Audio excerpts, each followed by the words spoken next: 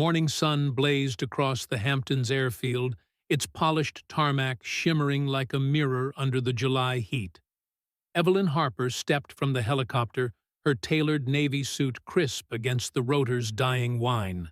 At 42, she carried the weight of her journey, poverty to power, obscurity to empire, with a quiet dignity that no one could ignore. Beside her, Maya Jackson, her 28-year-old assistant, clutched leather portfolios, her eyes scanning the scene with a mix of excitement and unease. Today was historic. Evelyn was set to sign a $500 million joint venture with Sterling Aviation Group, making Harper Aviation the first black woman-led firm to partner with this old money consortium. But the air felt wrong, heavy with something unspoken. As they crossed the tarmac, Evelyn's heels clicked in rhythm with Maya's, a metronome of purpose. Private jets gleamed in neat rows, their owners white male and dripping in privilege clustered in groups, their laughter sharp and deliberate. Evelyn caught their glances, not curious, but cutting-laced with a disdain she'd faced too many times. "Stay focused," she murmured to Maya, who nodded, though her grip on the portfolios tightened. They'd prepared for this moment for months, vetting every contract term with Thomas Reed, their attorney, who'd insisted on a discrimination clause after sensing Sterling's reluctance to deal with new players. Evelyn had agreed not out of fear, but foresight. The consortium's welcome was a study in exclusion. Where other executives were greeted with champagne and red carpets, Evelyn and Maya faced a lone junior staffer, his clipboard held like a shield. "Ms. Harper," he asked, barely glancing up. "This way." No warmth, no respect, just a perfunctory wave toward a distant hangar.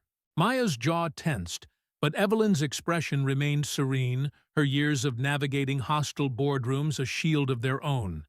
They passed a group of men in golf attire, their voices carrying just enough to sting. "New money, huh?" One smirked, adjusting his cufflinks. "Wonder how she got this far," another stage whispered, prompting snickers. Evelyn's stride didn't falter, but her mind catalogued every word, every face. The hangar loomed ahead, its faded paint a stark contrast to the pristine jets behind them. Philip Lancaster Sterling's silver-haired CEO stood with Daniel Rohr, his deputy, both in immaculate suits that screamed untouchable wealth. Their smiles were thin, performative, as they turned to face Evelyn. "Ms. Harper." Philip said, his handshake brief and limp punctual. "I'll give you that." Daniel's eyes flicked over her, his smirk barely concealed. "Bold of you to aim so high," he said, the word bold, dripping with condescension. The other executives formed a loose circle, their faces a mix of amusement and disdain, like spectators at a rigged game. Philip gestured toward a jet half hidden in the hangar's shadows. "Your demonstration model," he announced, his tone mocking. The aircraft was a relic, dingy gray, its windows clouded with grime, one wheel rusted. A cruel prop meant to humiliate. Maya's breath caught her eyes wide with outrage, but Evelyn stood motionless, her face unreadable. "This is appropriate for your needs," Daniel added, not bothering to hide his amusement. "We wouldn't want you overwhelmed by anything too advanced." The group chuckled, phones raised to capture what they assumed would be Evelyn's breaking point. Evelyn's voice cut through the laughter, calm but razor-sharp. "Mr. Lancaster, is this your idea of a joke?" Philip's smirk wavered, unprepared for her composure. "Now, Ms. Harper," he said, recovering, "let's not be sensitive. This jet suits your background." The word hung like a slur, and Evelyn's eyebrow arched. "My background," she repeated, her tone daring him to elaborate. Philip shifted, his face reddening. "You know, your people aren't exactly known for this industry's standards." The silence was electric. Maya's knuckles whitened around her portfolios, but Evelyn's gaze never wavered. She'd faced this before, bankers who refused loans, investors who dismissed her as the help, and each time she'd turned their prejudice into fuel. "Mr. Lancaster," she said, her voice carrying across the tarmac, "you've just breached our contract's anti-discrimination clause. Consider this deal terminated." She pulled out her phone, speed dialing Thomas Reed. "Thomas, draft the termination notice for Sterling. Clause 12. Yes, now." Philip's face drained of color.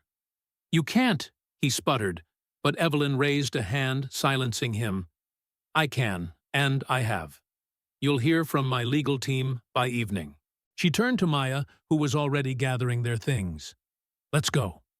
As they walked back to the helicopter, the crowd's whispers turned to stunned murmurs. Phones lowered their owners, realizing the game had flipped. Evelyn's heart pounded, not with fear, but with the clarity of purpose. They thought they could break her. They were wrong. The helicopter's blades roared to life, lifting them above the airfield. Maya exhaled shakily. They really thought they could get away with that. Evelyn gazed out the window, the gleaming jets shrinking below. "They always do, Maya. That's why we're here, to show them they can't."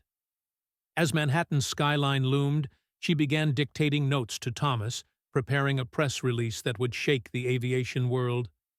This wasn't just about her. It was about every black woman told to stay in her place, every dream dismissed by men like Philip and Daniel. Today, they'd learn what consequences looked like.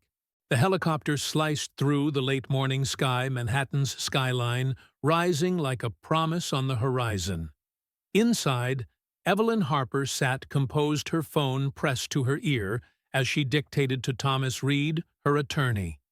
"The press release needs to be clear. Sterling breached Clause 12 with discriminatory practices. We're terminating the $500 million deal effective immediately. Have it ready by 3 p.m. Thomas's voice crackled through the headset, his tone a mix of admiration and urgency. "Already drafting, Evelyn. We'll need those crowd recordings to back it up. Can Maya coordinate?" Evelyn glanced at Maya Jackson, her assistant, who was furiously typing on her tablet, pulling footage from social media posts that captured Sterling's tarmac spectacle. "She's on it," Evelyn replied, her voice steady, despite the storm brewing inside her. Back at Harper Aviation's sleek Manhattan headquarters, the 40th floor office buzzed with controlled chaos. Evelyn strode through the glass doors, Maya at her side, as their core team assembled in the conference room. Robert Chen, head of communications, projected early social media reactions on a wall screen. "Sterling's allies are already spinning this," he said, highlighting posts from industry insiders. Words like overreacted and unstable peppered the comments, their racial undertones thinly veiled. "They're painting you as an emotional black woman who couldn't handle the pressure." Robert added, his brow furrowed. Evelyn's lips pressed into a thin line. She'd seen this playbook before: diminish her competence, question her sanity, anything to discredit her defiance. Thomas Reed arrived, his silver hair slightly mussed from a rushed cab ride. He spread contract documents across the table, pointing to Clause 12. "We built this clause anticipating bias," he said. "It voids penalties if Sterling's actions violate anti-discrimination terms. Those recordings, Philip's background comment, Daniel's smirks, they're gold. We've got enough to justify termination." Evelyn nodded, her mind racing. The clause was her foresight, born from years of navigating rooms where she was the only black face, the only woman. But she knew Sterling wouldn't stop at snide posts. "They'll hit back," she said. "Hard." Maya's tablet pinged with an alert. "Our servers logged an unauthorized access attempt," she said, her voice tight. "Someone tried to breach our financial records an hour ago." Evelyn's eyes narrowed. "Call Ellen Walsh," she told Robert. "We need her cybersecurity team here by morning." Ellen, a no-nonsense expert from Digital Fortress, had helped them fend off smaller threats before. This felt different, calculated, desperate. Sterling's wounded pride was turning into a vendetta. As the team worked, Evelyn stood at her office window, the city sprawling below like a chessboard. She thought of her grandmother who'd scrubbed floors to send her to college, whispering, "They'll try to make you small, but you're bigger than their hate." That strength anchored her now. Maya knocked softly, holding a fresh coffee. "The press release is out," she said. "Major outlets picked it up, Bloomberg, CNBC. Sterling's stock is trending down pre-market."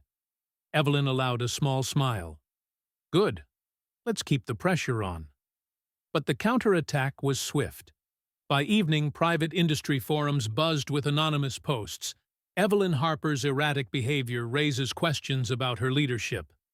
Harper Aviation's finances, shaky sources say. The language was coded, but clear, tapping into stereotypes about black women's temperament. Maya scrolled through the posts, her anger palpable. "They're not even subtle," she muttered. Evelyn read a particularly vicious thread, her expression unreadable. "They're scared," she said. "This is what fear looks like when it's dressed up as power." Her phone chimed with an email from an anonymous address, no subject line. Evelyn hesitated, then opened it, sensing Maya's unease. The message was brief. "They're bribing regulators to freeze your assets. Proof tomorrow. Be ready." Evelyn forwarded it to Thomas and Ellen, her pulse quickening. "If this is real," she said, "it's bigger than the deal." Thomas, reviewing the email, nodded grimly. "Could be a trap, but we can't ignore it. I'll have my team dig into Sterling's regulatory connections." The room grew quiet, the weight of the fight settling over them. Evelyn turned to her team. "They thought they could humiliate us on that tarmac, and we'd slink away. They don't know us." She outlined their next moves. Robert would counter the smear campaign with op-eds in diversity-focused outlets, emphasizing Sterling's racism. Maya would monitor social media and coordinate with influencers to amplify the truth. Thomas would prepare for legal fallout, expecting Sterling to sue for breach of contract. "We stay professional," Evelyn said. "We stay relentless." As the team dispersed, Evelyn called Maya back. "You okay?" she asked, noting her assistant's tense shoulders. Maya exhaled. I hate how they talk about you. Like you're less than them." Evelyn touched her arm, her voice soft but fierce. "They talk like that because they're afraid of what we represent. Every step we take, we're proving them wrong." Maya nodded, her resolve hardening. Evelyn returned to her desk, pulling up Sterling's executive profiles. Philip Lancaster and Daniel Rohr stared back from polished headshots, their smugness a challenge. She thought of the airfield, their laughter the rusted jet meant to break her. They'd underestimated her, but they wouldn't again. The anonymous email lingered in her mind, a potential key to unraveling their empire, or a lure to trap her. Either way, she was ready. By midnight, the office was dark except for Evelyn's corner suite. She reviewed the day's damage. Sterling's stock down 3%, in after-hours trading, her own company's reputation under siege. But the fight was just beginning. She opened her locket, a gift from her grandmother, and traced the worn gold. "Dignity isn't given," she'd said. "It's claimed." Evelyn closed it, her resolve like steel. Sterling thought they could bury her. Tomorrow she'd show them how deep their own graves could go. The Manhattan sunrise painted Harper Aviation's 40th floor office in hues of gold, but Evelyn Harper felt no warmth. She stood at her desk reviewing security logs with Ellen Walsh, the cybersecurity expert from Digital Fortress. Since the anonymous email 2 days ago, Sterling's attacks had escalated. "They tried accessing our tax records again last night," Ellen said, pointing to a graph on her tablet. "Sophisticated but sloppy. They're desperate." Evelyn's jaw tightened. The email's promise of proof against Sterling's bribed regulators had yet to materialize, and the waiting gnawed at her. "Double our firewalls," she instructed. I want nothing slipping through. Maya Jackson burst in her tablet, glowing with alerts. Evelyn, you need to see this. She pulled up a private industry forum post, Harper's reckless deal cancellation signals deeper instability. Can she be trusted with investor funds? The comments were vicious, laced with racist tropes about her hysteria and incompetence. Maya's voice shook. It's spreading to mainstream outlets. They're trying to bury you. Evelyn's eyes narrowed, but her voice was steady. They're not burying me. They're giving me a platform. Her phone buzzed with a secure message from the anonymous sender. Check your office Dropbox. Proof inside. Trust no one. Evelyn exchanged a glance with Ellen, who nodded. They retrieved a small package from the executive mailroom, a USB drive, with a handwritten note Sterling's boardroom last month. They thought they were alone. Ellen plugged the drive into an isolated laptop, her team scanning for malware.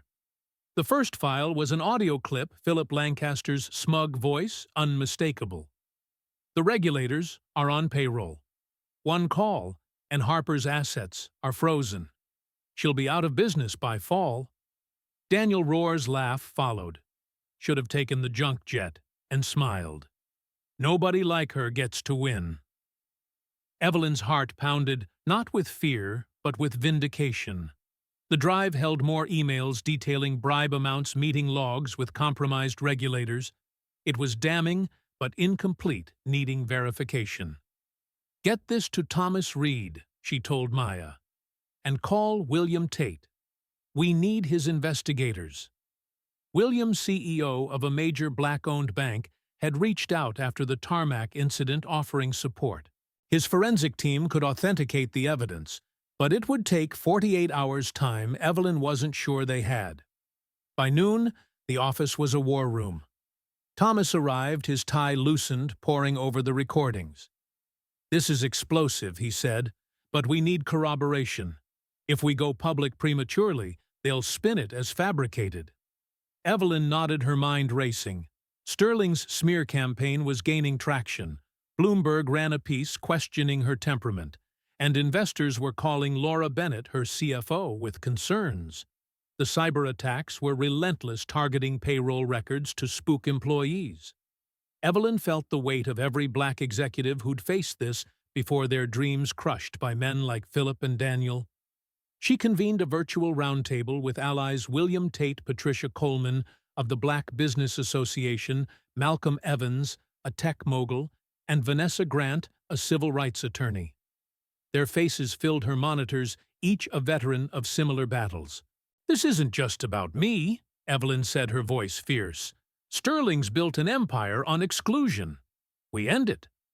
William leaned forward. My investigators are on the evidence. We'll fund a broader probe into Sterling's deals. How many black firms have they sidelined?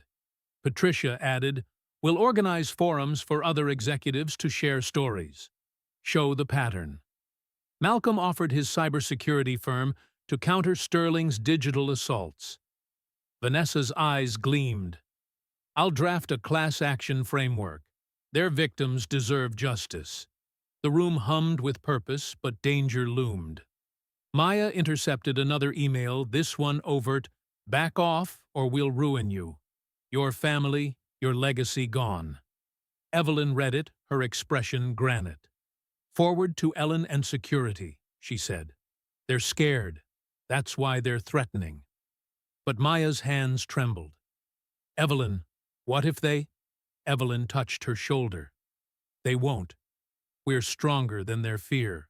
She thought of her grandmother's locket, its weight a reminder of battles won through resilience. Thomas burst in with news. The FBI reached out. Agent Lisa Bennett, Public Corruption Unit. They've been watching Sterling for fraud. Your evidence could break their case wide open. Evelyn's pulse quickened. Set a meeting for tomorrow, she said. But we're not waiting. We go public in 2 days, full press conference. Thomas hesitated. That's tight. The evidence will be ready, Evelyn cut in. We control the narrative, not them. As night fell, Evelyn stood at her window, the city's lights a constellation of challenges. The recordings played in her mind Philip's arrogance, Daniel's cruelty. They thought wealth made them untouchable, but they'd underestimated her allies, her team, her purpose. Robert Chen drafted op-eds. Maya coordinated with journalists like Diane Brooks, who'd covered corporate racism. Laura prepared financial reports to calm investors. The fight was personal, but it was also bigger for every black woman told she didn't belong, every dream dismissed by prejudice. Evelyn opened her locket, tracing the faded photo inside. "Dignity is claimed," her grandmother had said. She closed it, her resolve unshakable. Sterling wanted a war. She'd give them a reckoning. The Riverside Conference Center's auditorium crackled with anticipation as Evelyn Harper stepped onto the podium, her burgundy suit a stark contrast to the blue backdrop. Camera flashes erupted, illuminating rows of journalists, industry leaders, and civil rights advocates. Behind her stood Thomas Reed, her attorney, alongside allies like William Tate and Patricia Coleman, their presence a silent declaration of solidarity. Maya Jackson adjusted the microphone, her hands steady, despite the weight of the moment. 2 days of relentless preparation, verifying the whistleblower's recordings, coordinating with the FBI, and countering Sterling's smear campaign had led to this. Evelyn's heart pounded, but her face was a mask of resolve. Today, she'd dismantle an empire built on prejudice. "Good afternoon," she began, her voice cutting through the room's hum. "3 weeks ago, I arrived at a Hamptons airfield to finalize a $500 million joint venture with Sterling Aviation Group. Instead, I faced deliberate humiliation, racist remarks, a dilapidated jet meant to mock me, and an assumption that wealth shields bigotry from consequences." The audience leaned forward, laptops open, as she recounted the tarmac incident with surgical precision, Philip Lancaster's sneer about her background, Daniel Rohr's condescending smirk, the crowd's complicity. "This wasn't an isolated act," she continued. "It was a symptom of a system that excludes and degrades anyone who doesn't fit their mold."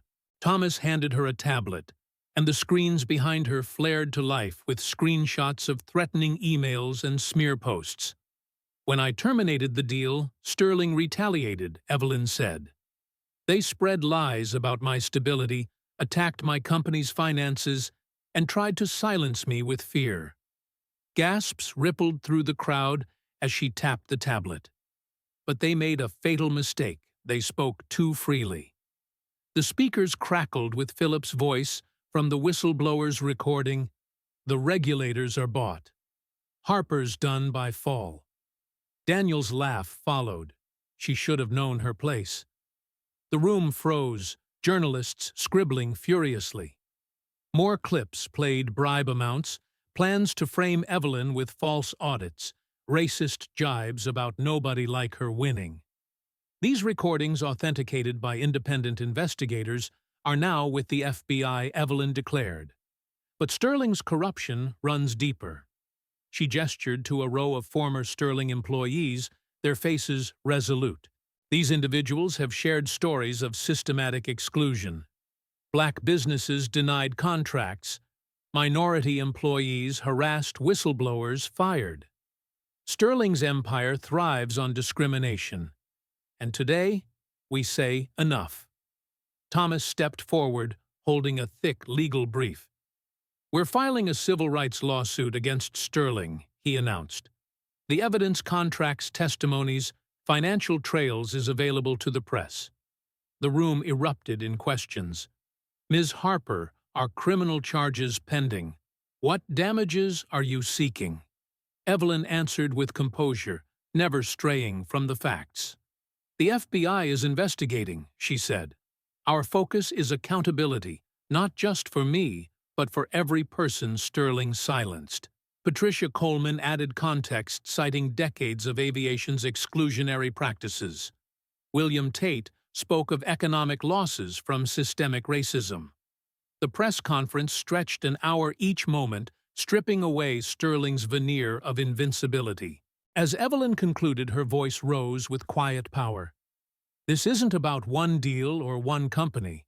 It's about dismantling a system that tells us we don't belong. To those facing discrimination, your voice matters. Your fight matters. Justice is possible. The applause was thunderous, shaking the room as security escorted her team through a side exit. Maya clutched her tablet showing breaking news alerts, FBI raids, Sterling Aviation offices. It's happening, she whispered, her eyes bright. Back at Harper Aviation's headquarters, the executive suite buzzed with restrained celebration. Live feeds showed FBI agents leading Philip Lancaster from his New York tower, his face twisted in rage, handcuffs glinting. Daniel Rohr's arrest at his Miami office followed his icy composure cracking as agents seized computers. Simultaneous raids in 3 cities, Robert Chen reported scrolling through updates.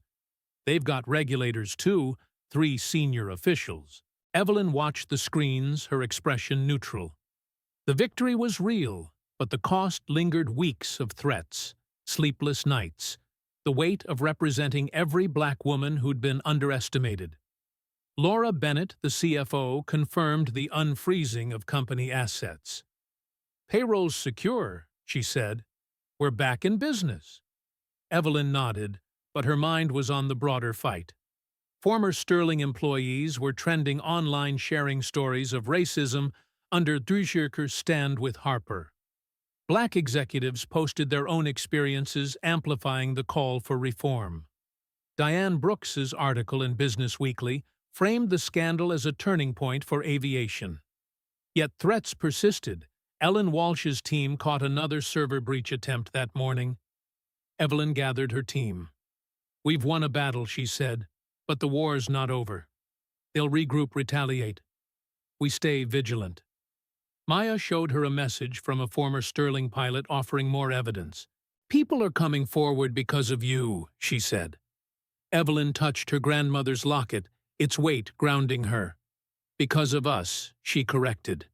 The screens flashed with Philip's mugshot, his empire crumbling. Justice was here, but Evelyn knew the real work changing an industry, a system, was just beginning. The Manhattan skyline glittered under a January dusk as Evelyn Harper's car pulled up to the Grand Metropolitan Ballroom, its facade aglow with media lights. The annual Aviation Ethics Gala, a gathering of industry titans, had taken on new weight after Sterling Aviation Group's collapse. Evelyn stepped onto the red carpet, her royal blue gown shimmering her grandmother's pearl necklace, a quiet anchor. Maya Jackson followed, elegant in silver, her tablet tucked away for once. Camera flashes erupted, reporters shouting questions about Sterling's downfall and Evelyn's role in reshaping aviation. She offered a poised smile, her calm masking the battles still raging within. Inside the ballroom buzzed with executives who'd once dismissed her, now eager to shake her hand. Their praise rang hollow, less about justice, more about aligning with the new narrative. Evelyn navigated the crowd with grace, her years of facing insincere boardrooms a shield. Maya leaned in, whispering, "Half these people called you unstable a month ago." Evelyn's lips curved. "Let them talk. Their words don't change what we've done." The gala's program listed her as the keynote speaker, a role she'd accepted to push for industry reform. She hadn't expected what came next. Dinner unfolded under chandeliers, video screens, replaying the past month's Evelyn's viral podcast with Diane Brooks, her press conference exposing Sterling's corruption news of Philip Lancaster and Daniel Rohr's arrests. The room fell silent as FBI raid footage played Philip's rage, Daniel's cracked composure boxes of evidence carted away. Whispers rippled through the crowd, some faces pale with guilt, others nodding in approval. Evelyn caught Maya's eye, both knowing the cost of that victory, sleepless nights, cyber attacks, threats to their families. Yet here, They were standing taller than ever. The chairman, a gray-haired industry veteran, took the podium. "Tonight, we honor a leader who redefined courage," he said. Evelyn Harper exposed corruption, confronted discrimination, and proved integrity outshines privilege. Please join me in presenting her with the Ethics in Leadership Award. The room erupted in applause, a standing ovation shaking the chandeliers. Evelyn blinked, caught off guard. Maya grinned. She'd kept this nomination secret, a gesture from allies like William Tate and Patricia Coleman. As Evelyn approached the stage, she saw her team in the crowd: Robert Chen, Laura Bennett, Thomas Reed, alongside former Sterling employees who'd shared their stories. Their pride fueled her. She accepted the Crystal Award, its inscription glowing "for courage and justice." Setting aside her prepared speech, she spoke from the heart. "Thank you," she began, her voice clear. "But this isn't my victory alone. It belongs to every employee who stood firm through Sterling's threats, every whistleblower who chose truth, every ally who fought for change." Her gaze swept the room unflinching. 3 months ago, I faced men who thought racism was their right, who believed wealth made them untouchable. They were wrong. But their defeat isn't the end, it's the beginning. The audience leaned forward as she continued. "Aviation has closed doors to people like me for decades. Tonight, we commit to opening them not just with words, but with action. Policies that end exclusion. Contracts for minority-owned firms. Leadership that reflects the world we serve." Applause swelled some hesitant, others fervent. "The path is clear," she concluded. "We choose dignity over discrimination, unity over division. I'm walking that path. Who's with me?" The ovation was deafening, a wave of commitment that felt real if fragile. Evelyn returned to her seat, Maya squeezing her hand. "You just changed the game," she whispered. Back at Harper Aviation the next morning, Evelyn reviewed industry updates. Major carriers were adopting anti-discrimination policies spurred by her lawsuit and public pressure. Thomas Reed's regulatory reform package gained traction, with the FAA launching a review of exclusionary practices. Social media buzzed with TG's Stand with Harper Black executives sharing stories of resilience. Yet challenges loomed. Ellen Walsh's team flagged a new server probe, likely Sterling's allies retaliating. Laura Bennett reported investor confidence returning, but some still whispered about Evelyn's risky leadership. Her phone chimed with a message from an unknown number: "You won this round, but we're not done. Watch your back." Evelyn forwarded it to Ellen, her expression granite. "They never learn," she said to Maya, who was organizing gala RSVPs for follow-up meetings. "They think fear will stop us." Maya nodded, her resolve mirroring Evelyn's. "What's next?" Evelyn opened her locket, tracing her grandmother's photo. "We build," she said, "a better industry, a better future. For us, for everyone." They tried to silence. As sunlight streamed through her office, Evelyn signed contracts for new minority-led partnerships, each a step toward the change she'd promised. The fight wasn't over. Powerful enemies lingered, and systemic racism wouldn't vanish overnight. But she'd struck a blow, proving dignity and determination could topple even the mightiest giants. The headlines faded, but her legacy grew, a beacon for those who dared to dream beyond the barriers. Evelyn closed her locket, ready for whatever came next.